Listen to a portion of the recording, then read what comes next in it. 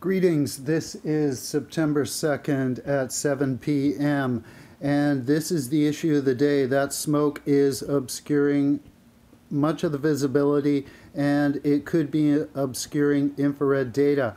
As you see on this screen, we see a few random dots by the MODIS system. But if we look at the photographic material provided by Beto Tree webcam looking west at Sheridan, we see smoke in the distance.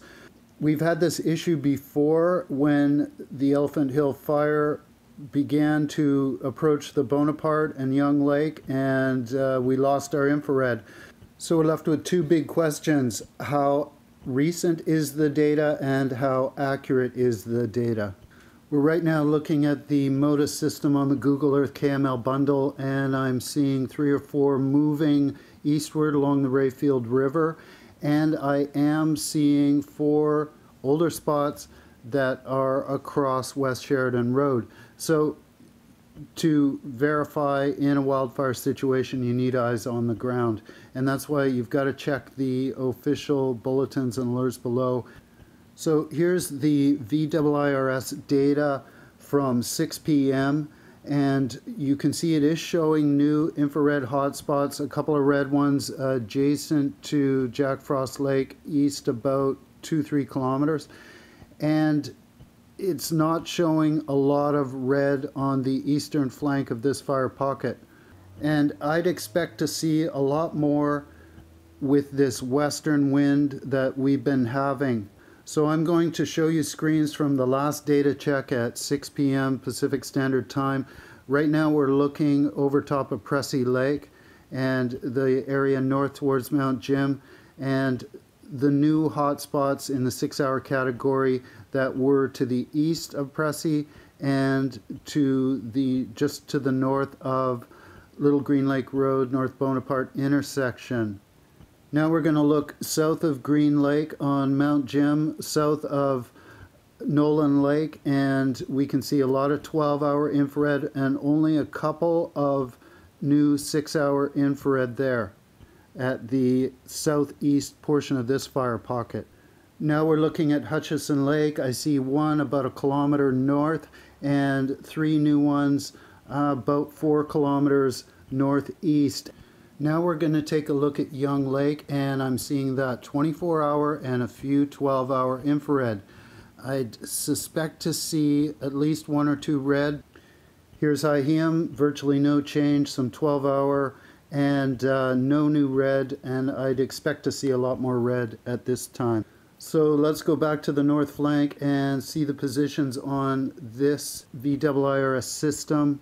I would expect to see more new 6-hour infrared on the eastern side of this fire flank. So activity could be occurring and we're just not aware of it using this data. We're going to have to rely on reports from the ground and what cams we have available, such as the Sheridan Drive BC Highway cam. This is a shot pointing west, and I'm actually seeing some of that blue sky being cleared away by these northwest winds. I'm not seeing a lot of smoke, but there is haze, and activity could be occurring south of this position. So we have to rely on the official reports that are coming in and other data that people are collecting, reports on the ground, photographs, and verify with multiple sources. This is an active wildfire, and we have to get the best information and make our decisions and go from there.